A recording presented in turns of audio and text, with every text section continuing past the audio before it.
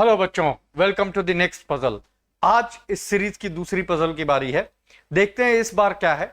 ध्यान रहे, पिछली पजल तुम लोगों ने बहुत अच्छे से सराहा, अच्छे अच्छे आंसर देने की कोशिश की। कुछ बच्चों ने तो वीडियो भी बना के भेजे हैं जिनके पास मेरे डायरेक्ट एक्सेस है। आगे चल के बाकी बच्चों के लिए भी बनाएंगे जहां वो अपना वीडियो सॉल्यूशन दे सकें। और ये ध्यान रहे, ये सिर्फ बच्चों के लिए नहीं, पेरेंट्स, पूरी फैमिली के लिए एक ज्वाइंट एफर्ट है जहां हम अपनी सोच को पावरफुल बनाएं। पिछली वाली पजल का आंसर आज से चौथी या पांचवी पजल के बाद देंगे और फिर उसे एज अ यूजुअल प्रैक्टिस देखेंगे। चलो आज की पजल देखते हैं क्या है। दिमाग का खेल है, सोच का खेल है, कैसे सोचते हैं। सो ये है आज पजल नंबर 2। इस पजल में थोड़ा सा जो है बेसिक है, आसान है, लेकिन थोड़ा सा सोचने का लेवल, तरीका पिछली वाली के मुकाबले डिफरेंट है। चलो स्टार्ट करते हैं पजल, ज्यादा समय लिए बगैर। सिचुएशन सीन ये है कि हमारे पास यहां सामने एक ब्रिज है और सीन ये है कि काफी अंधेरा है। तो दैट मींस इस ब्रिज पे चलने में डेफिनेटली किसी भी इंसान को काफी दिक्कत आने वाली है और ये बात सबको समझ भी आ रही है कि ऐसा कुछ हो सकता है। इस ब्रिज को क्रॉस करने के लिए इस अंधेरे में एक लैंप, एक लालटेन की जरूरत पड़ेगी। बगैर लैंप के कोई भी इसको पार नहीं कर सकता। I would take a different colour ताकि थोड़ा सा क्लैरिटी ज्यादा आए।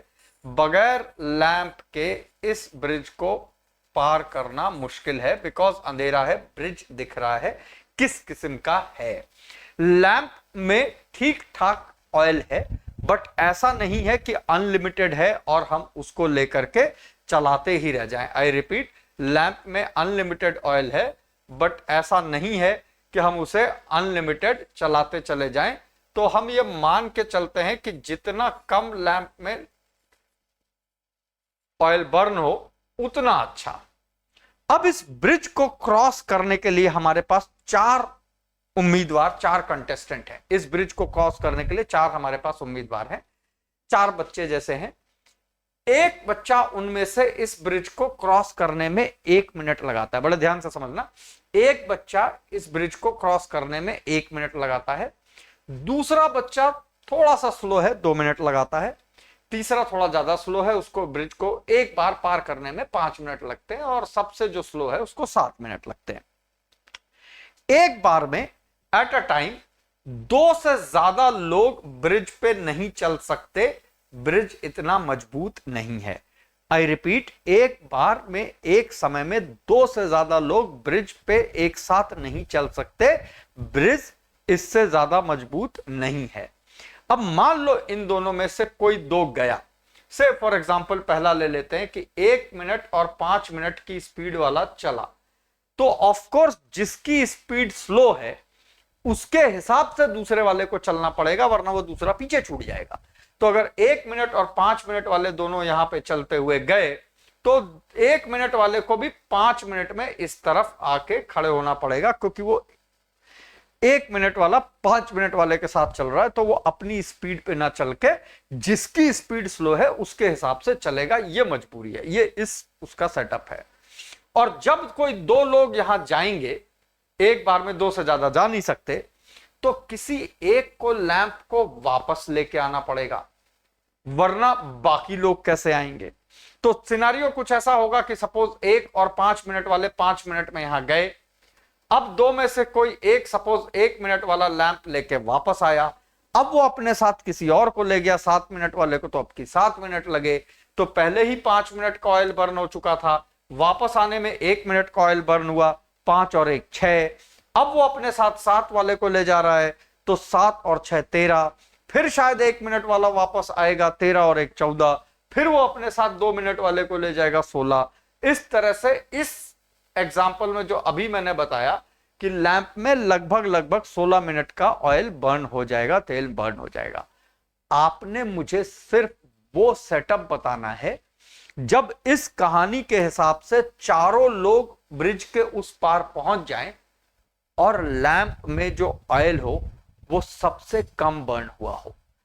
कितना कम से कम ऑयल बर्न करके चारों लोग उस तरफ ब्रिज के जा सकते हैं। ध्यान रखना, रूल नंबर 1, 2 लोग ही एक साथ जा सकते हैं।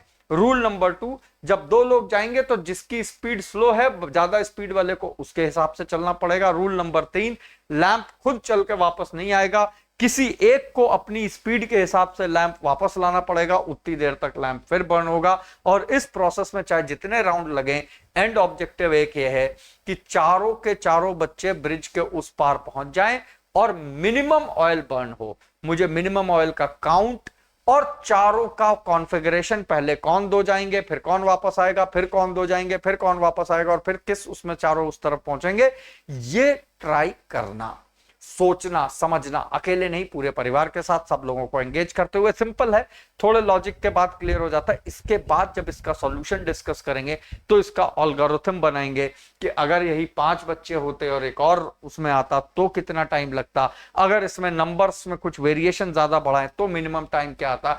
ये भी मैथमेटिकल थिंकिंग की एक शुरुआत है। ये आज की पजल है, करके रखना। आज से तीसरी चौथी पजल के बाद जब 5वीं पजल दे रहे होंगे संभवतः, तब पहली पजल का सॉल्यूशन का वीडियो भी साथ में डालना शुरू करेंगे।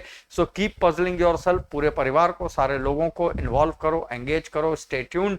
लोगों को बताना मत भूलना, बिकॉज यही थिंकिंग हमें डेवलप करनी है कि लोग फंडामेंटली अलग ढंग से, नए तरीके से सोचते कैसे हैं। Rest all it is simple logic, हर किसी के पास होता है, चाहे वो किसी भी प्रोफेशन में हो, कोई भी काम कर रहा हो, किसी भी तरह की डेली उसकी दिनचर्या हो। इस तरह के सवालों में सोचने के लिए अलग से कोई बड़ा दिमाग नहीं चाहिए। लेकिन जब ये सीख जाए कि इसमें कैसे सोचा जाता है, तो ये हम अपने परिवार में, अपने सराउंडिंग्स में इनकलकेट कर सकते हैं। और ये डे टू डे हैबिट डालने के लिए ही ये पजल्स फॉर यू की सीरीज शुरू की है। ये थी आज की puzzle. Stay tuned, next puzzle बहुत जल्दी तुम्हारे सामने लेके आएंगे। All the best, take care, bye bye.